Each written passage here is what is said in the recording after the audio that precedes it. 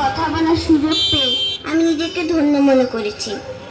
আমরা অনেকেই হয়তো ভাবি আদর্শের কথা তো বড়দের জন্য, কিন্তু শ্রী বাবা মুনি আমাদের মতন ছোটদের ভীষণ ভালোবাসতেন।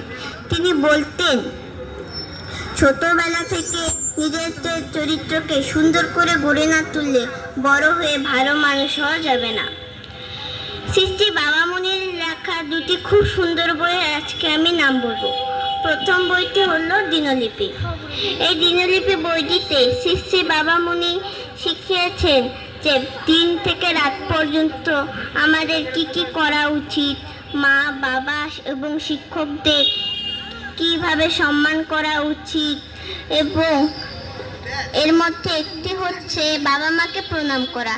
সত্যি এই কাজে যে কি অসাধারণ শক্তি তা আমি উপলব্ধি করেছি।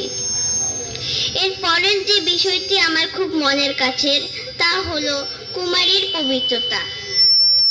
আমি অত্যন্ত ছোট, হয়তো এর গভীরত্ব পুরোপুরি বোঝার আমার বয়স হয়নি, কিন্তু আমার মা আমাকে বুঝিয়েছেন যে শ্রী বাবা মুনি এই বইটিতে মেয়েদের মতন একটি পরম শক্তির রূপ হিসেবে দেখিয়েছেন।